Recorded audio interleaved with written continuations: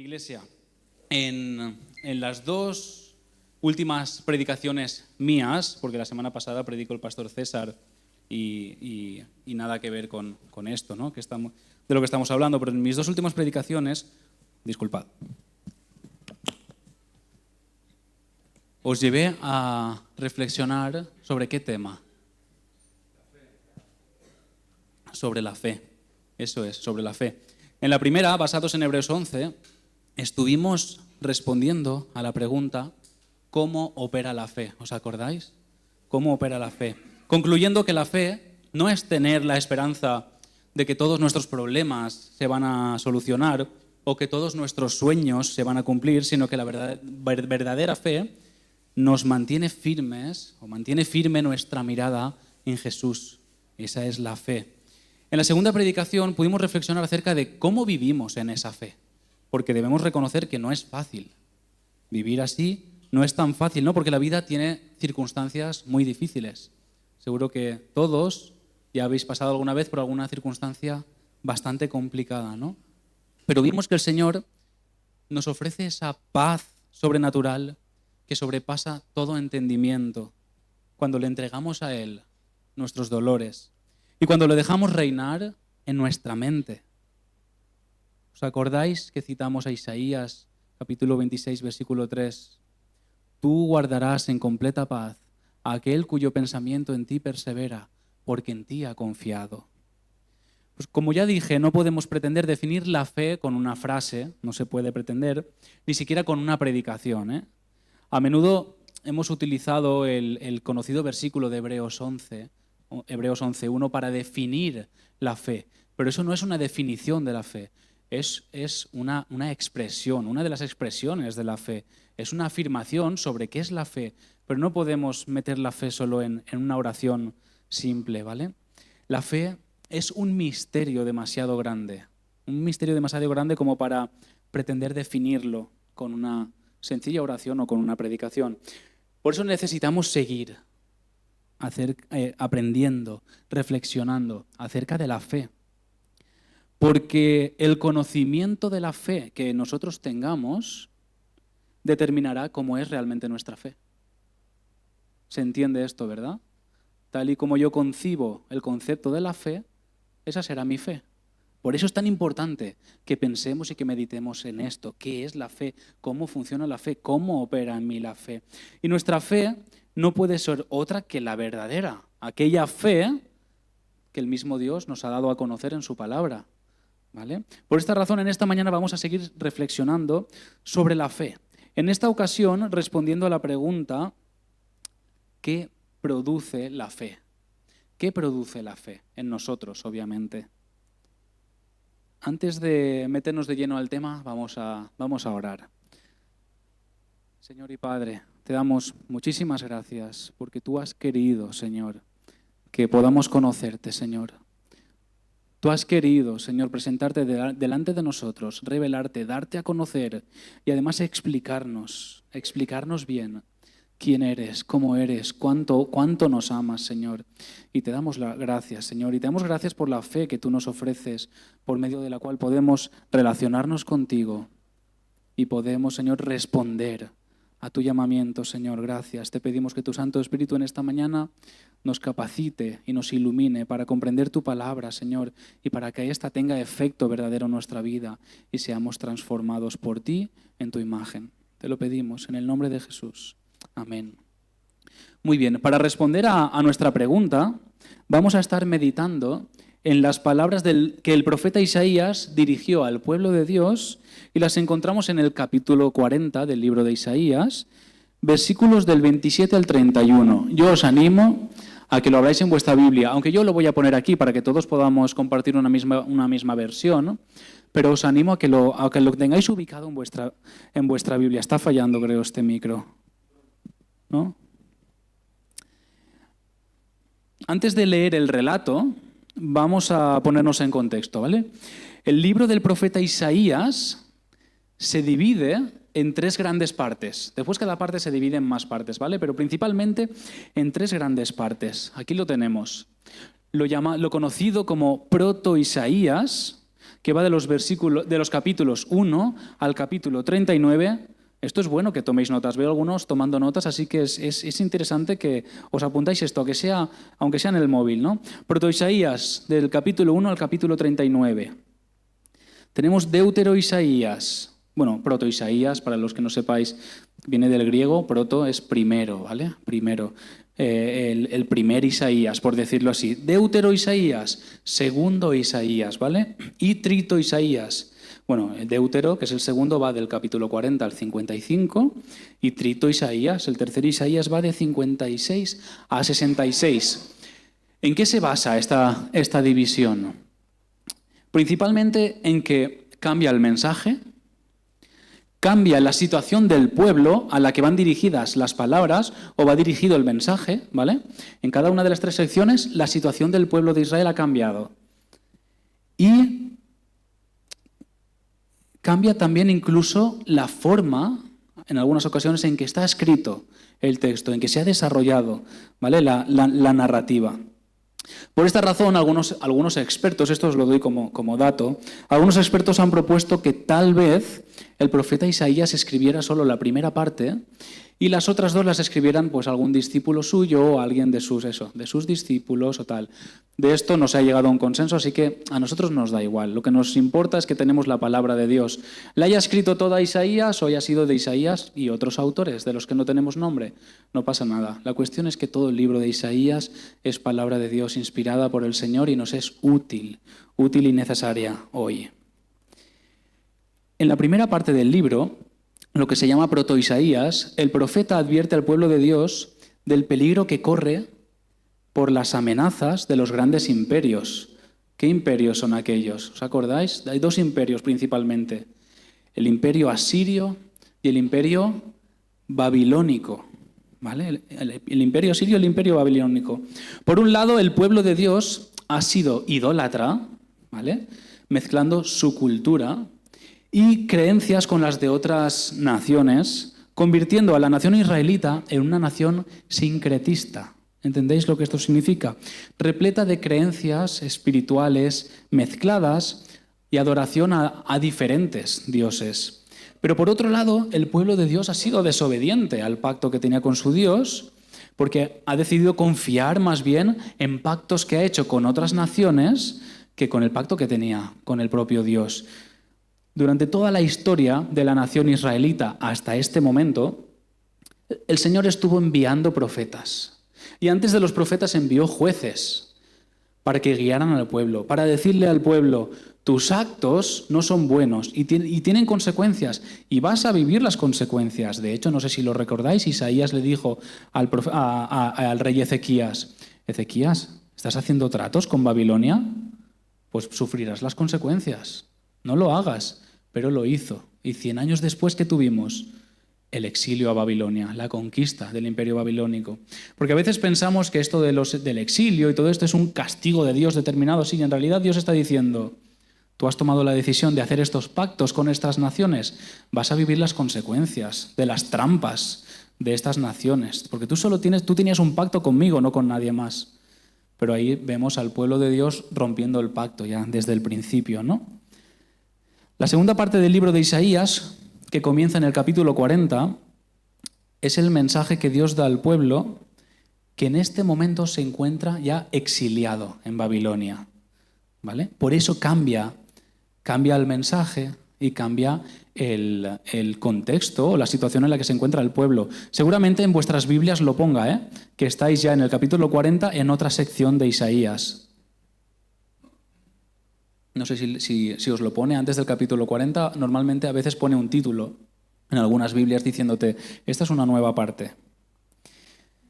¿Recordáis la historia, no? Nabucodonosor con el ejército de Babilonia se introduce en Jerusalén en 3 ocasiones distintas, cada una de las cuales peor que la anterior. Comienza por saquear algunas cosas, llevarse a algunas personas importantes, no muchas, como Daniel, ¿os acordáis? Daniel fue de los primeros que se llevó Nabucodonosor a Babilonia y acaba por destruir totalmente Jerusalén, destruir el templo y llevarse cautiva a casi todo el pueblo, a miles y miles de personas, ¿vale? Pues las palabras de Deutero-Isaías, aquí lo tenéis, ¿vale?, van dirigidas a este pueblo que en este momento ya está exiliado. Y finalmente tenemos lo que es Trito-Isaías, cuyas palabras van dirigidas al pueblo cuando ya ha salido del exilio, ha vuelto a su tierra, a Israel, y todo está destrozado y es momento de reedificar todo. Y surgen problemas y tal, de los cuales Isaías ya está advirtiendo, oye, cuidado, ¿vale? Como ya había mencionado, nuestra meditación va a estar basada en el capítulo 40. Y como ya sabéis, este es el primer capítulo de la segunda sección, de la segunda parte del libro, en la que el pueblo de Dios ha sido arrasado por el imperio babilónico y se encuentra ahora exiliado en Babilonia, ¿vale? Creo que ya entendemos bien el contexto, en qué situación estamos. Ahora sí, vamos a leer el texto.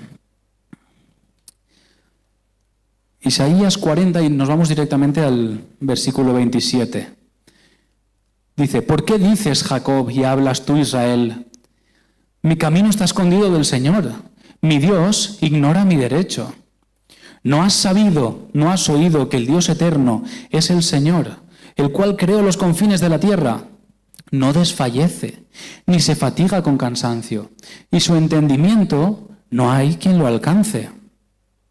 Él da esfuerzo al cansado y multiplica las fuerzas al que no tiene ningunas. Los muchachos se fatigan y se cansan, los jóvenes flaquean y caen. Mas los que esperan en el Señor tendrán nuevas fuerzas, levantarán alas como las águilas. Correrán y no se cansarán, caminarán y no se fatigarán. Como sabemos, Jerusalén ha sido conquistada, la ciudad y el templo han sido destruidos y la gente ha sido llevada cautiva a Babilonia.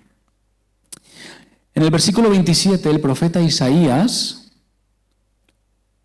al profeta Isaías lo vemos reclamando al pueblo, diciéndole, ¿por qué dices, Jacob, y hablas tú, Israel? Mi camino está escondido del Señor, mi Dios ignora mi derecho.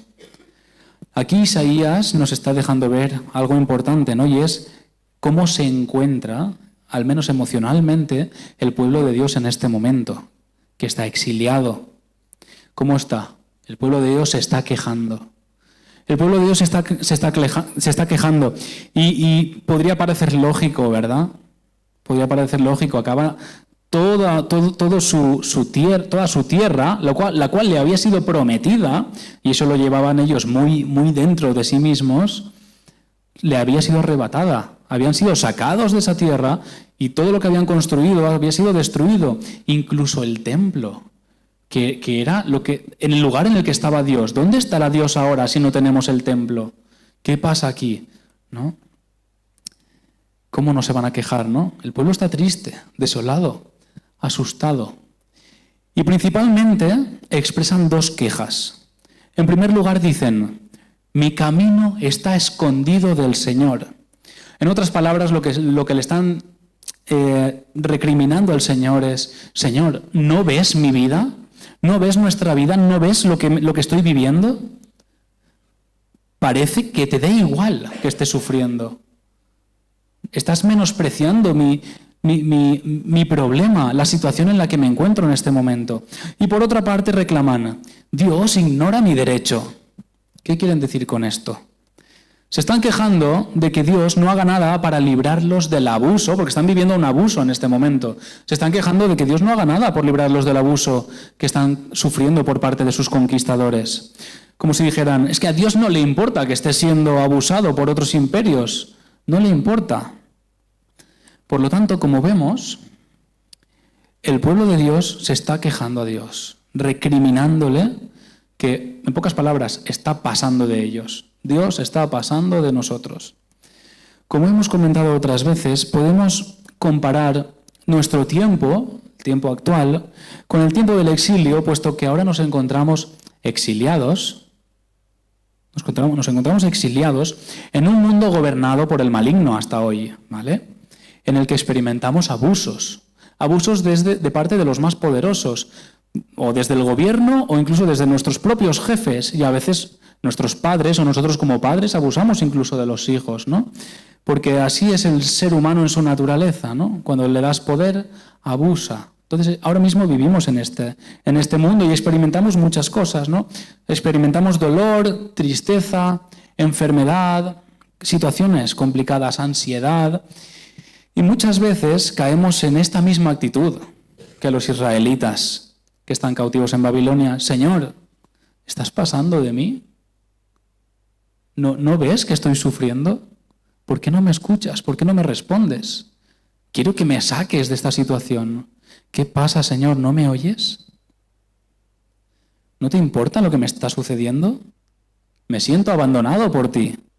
¿Por qué no me respondes? No sé si has pasado por algún momento así o lo estás pasando ahora. Seguramente sí. Seguro que en algún momento lo has podido experimentar o algo similar a esto. El profeta, en este versículo, le pregunta al pueblo, ¿por qué te quejas? La pregunta del profeta es, ¿por qué te quejas? Mira, Isaías podría perfectamente echarles en cara los 39 capítulos que ha escrito antes, ¿os acordáis? 39 capítulos que ha escrito antes advirtiéndoles de que sus acciones iban a tener consecuencias. Y iban a tener estas consecuencias además, porque Isaías fue bastante preciso. Vais a ser conquistados, vais a ser sacados de vuestra tierra y vais a ser llevados a una tierra desconocida para vosotros. Isaías les podía haber echado en cara esto perfectamente. Os lo dije y no habéis hecho caso. Tenéis lo que os merecéis, podría haber dicho Isaías. Sin embargo, no es esto lo que Isaías va a decirles. No va de esto. Ante este sentimiento de angustia del pueblo de Dios, Dios responde a través del profeta de esta manera. Ya lo hemos leído. ¿No has sabido, no has oído que el Dios eterno es el Señor, el cual creó los confines de la tierra? No desfallece ni se fatiga con cansancio, y su entendimiento no hay quien lo alcance. Les está diciendo, vamos a ver, pueblo mío, ¿no sabes de quién estás hablando? ¿Tú no sabes de quién te estás quejando? O como mínimo, algo habrás escuchado. Algo habrás escuchado de Dios, siendo parte del pueblo de Dios. Algo habrás escuchado. Sabes muy bien que estás hablando del Dios omnipotente, creador de todo lo que existe, el cual es incansable. No pretendas entender cómo Él piensa o actúa, porque es imposible. Es imposible. No existe nadie capaz de alcanzar su entendimiento. Y el pueblo de Dios podría pensar, todo esto me parece muy bien, me parece estupendo que Dios sea tan grande y omnipotente y que no se canse nunca, pero ahora mismo esto, ¿cómo me ayuda a mí? ¿Cómo me ayuda a mí? Entonces sigue así el profeta. Él da esfuerzo al cansado y multiplica las fuerzas al que no tiene ningunas. Entonces el pueblo diría, ya voy entendiendo por dónde van las cosas. El Dios omnipotente y eterno que nunca se cansa es fuente de todo poder. Entonces es el único que puede darme fuerzas. Es el único que puede darme fuerzas. Por lo tanto, es fundamental que nos detengamos aquí un segundo para hacernos la siguiente pregunta. ¿A qué fuente acudo yo para recuperar las fuerzas? ¿A qué fuente acudo yo? Te voy a dar unos instantes para que lo pienses, ¿vale? ¿A qué fuente estás acudiendo cuando sientes que no puedes más?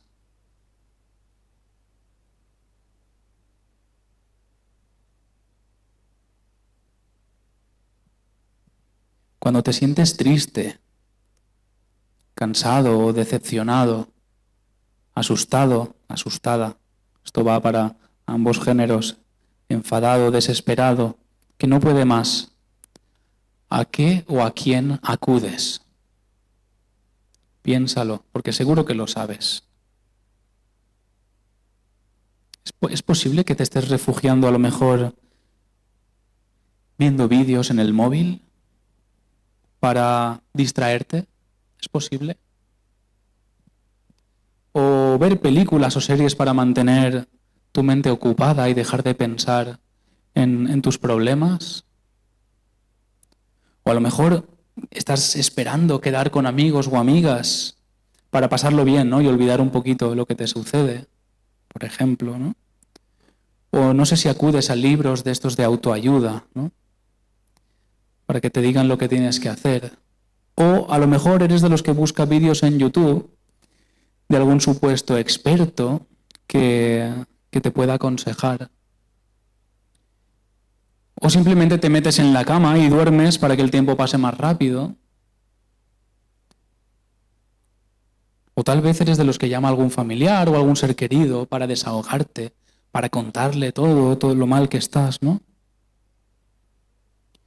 O lo que es peor, a lo mejor eres de los que trata de aliviarse, ¿no? O de evadirte un poco por medio de prácticas perjudiciales incluso para la salud, como pueda ser recurrir al alcohol, o fumar, o cualquier otra cosa así, ¿no? Yo no sé cuál es tu situación, ni cómo haces para seguir adelante.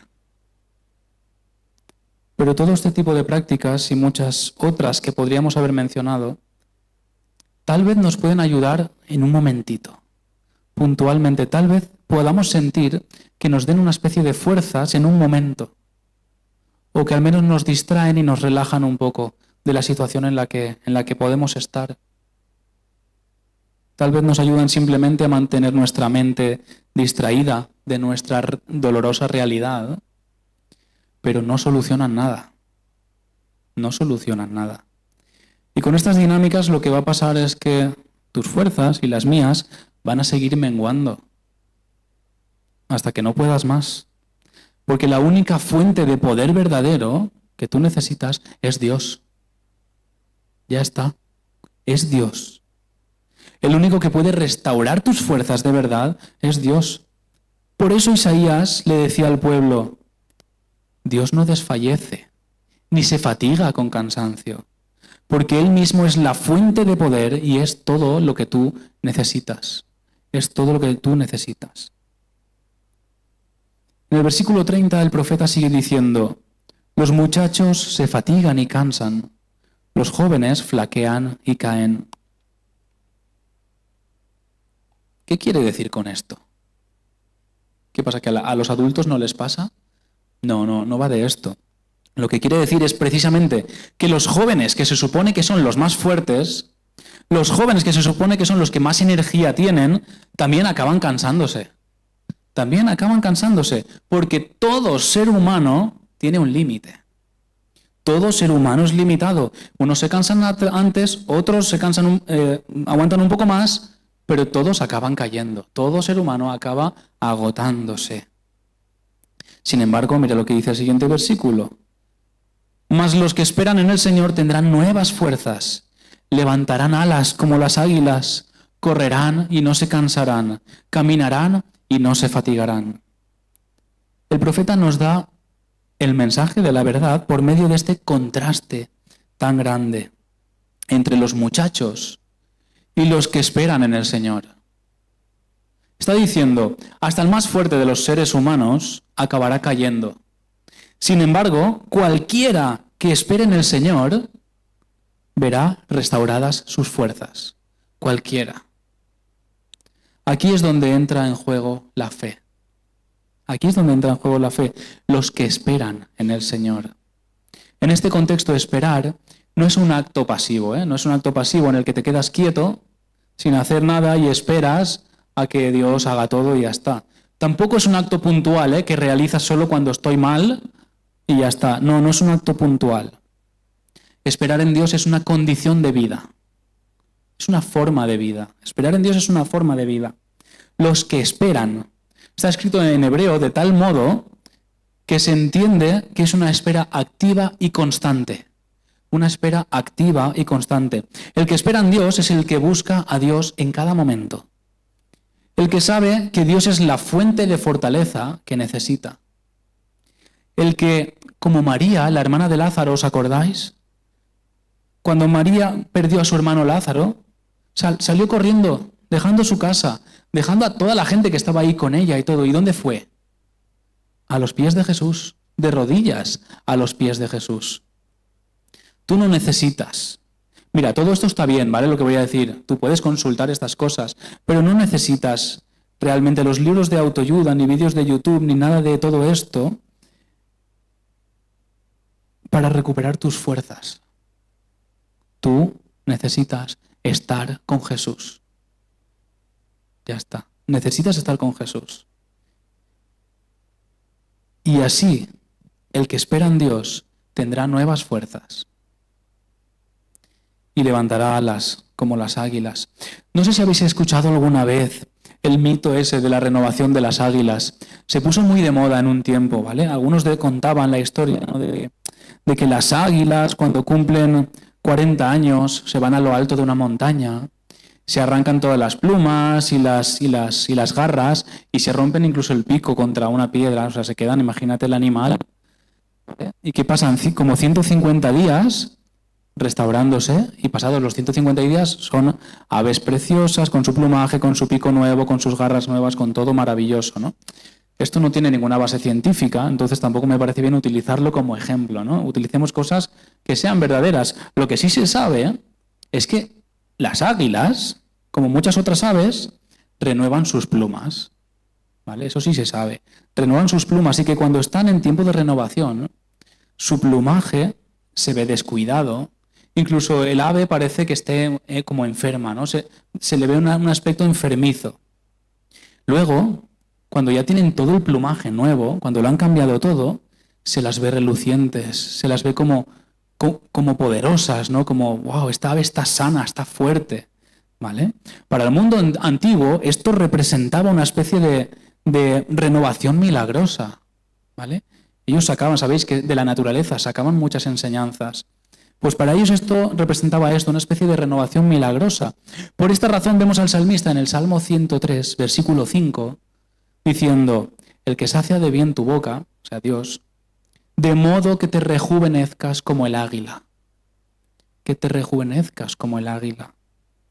Levantar alas como las águilas lleva implícita la renovación de tus fuerzas. Las fuerzas de los que esperan en Dios serán restauradas. Ahora bien, como decía, esperar en Dios no es un acto pasivo, sino que tiene varias implicaciones. En primer lugar, esperar en Dios es someter tu voluntad a la suya. Y esto es muy difícil. Esto nos cuesta muchísimo. Nos cuesta demasiado y no sé en qué porcentaje lo conseguimos. No sé en qué porcentaje conseguimos someter nuestra voluntad a la de Dios. De esto ya hablamos, ¿verdad? La fe debe mantenernos con nuestra mirada puesta en Jesús a pesar de las circunstancias. A pesar de las circunstancias. No según las circunstancias, no. A pesar de las circunstancias. La fe, repetimos esta frase que ya dije, no es una herramienta para que se cumpla mi voluntad. No es una forma de retorcer el brazo de Dios hasta que consiga que Él cumpla mi voluntad. Eso no es la fe. Esperar en Dios es someter tu voluntad a la voluntad de Dios, y esto nos lleva directamente al ejemplo de Jesucristo, que se hizo además tan visible en Getsemaní. Acordémonos de esta escena. Jesús en Getsemaní, Padre, pase de mí esta copa, pero no se haga mi voluntad sino la tuya. Jesús está sometiendo su voluntad a la del Padre. Hágase tu voluntad. Esta también debe ser nuestra oración. Esta también debe ser, Señor, no me gusta lo que estoy viviendo en este momento. Sé que tú me puedes librar de esta situación, pero se haga tu voluntad. Que se haga tu voluntad, no la mía. Porque en momentos así, la tentación es orar, Señor, líbrame. Líbrame de esta situación. Y si no funciona, nos frustramos. ¿Y qué hacemos? Pues buscamos que se haga nuestra voluntad de una forma u otra. Y ahí es donde acabamos cometiendo errores, como el pueblo de Israel siendo exiliado. Acabamos cometiendo errores. Por esta razón, en Getsemaní Jesús dijo a sus discípulos, velad y orad para no caer en tentación. Velad y orad para no caer en tentación. El espíritu está dispuesto, pero ¿cómo es la carne? La carne es débil. Por lo tanto, tenemos aquí la clave para no ser uno de esos jóvenes que se fatiga, sino ser uno de los que esperan en el Señor. ser uno de esos que esperan en el Señor, cuyas fuerzas son restauradas. La clave es velar y orar. Orad sin cesar. Os suena, ¿verdad? Estos son versículos. No os preocupéis por nada. Más bien, en toda ocasión, con oración y ruego, presentad vuestras peticiones a Dios y dadle gracias. Clama a mí, y yo te responderé, y te enseñaré cosas grandes y ocultas que tú no conoces. Cercano está Yahvé a todos los que le invocan, a todos los que le invocan de verdad. ¿Está alguno de vosotros afligido? Haga oración. ¿Está alguno alegre? Cante alabanzas. Orando en todo tiempo, con toda oración y súplica en el Espíritu, y velando en ello con toda perseverancia. Y podríamos seguir citando muchos versículos más, muchísimos más. Porque Dios quiere restaurar tus fuerzas. Dios quiere restaurar tus fuerzas. Mira, no permitas que el enemigo manipule tus pensamientos, haciéndote pensar que Dios se ha cansado de ti por tus pecados o algo similar. Repito esto, ¿vale? Por si alguien no lo ha escuchado. No permitas que el enemigo manipule tus pensamientos, haciéndote pensar que Dios se ha cansado de ti por tus pecados, por tu actitud o algo similar. En el texto que hemos leído hoy, se nos muestra un Dios... no se nos muestra un Dios cansado. Este no lo cambia todo. No se nos muestra un Dios cansado de su pueblo pecador, sino más bien a un Dios enamorado. A un Dios enamorado de sus hijos, que es ciertamente les deja experimentar las consecuencias de sus actos, para que aprendan, para que le conozcan más, pero no los abandona. No los abandona. De hecho, ¿sabes en qué contexto se encuentran estas palabras? Este texto que acabamos de leer es un contexto de consuelo. En la narrativa, está en un contexto de consuelo. Ve el primer versículo del capítulo 40. Isaías 40, versículo 1. Ve al primer versículo. ¿Qué dice? ¿Alguien lo tiene ya? Leedlo en voz alta.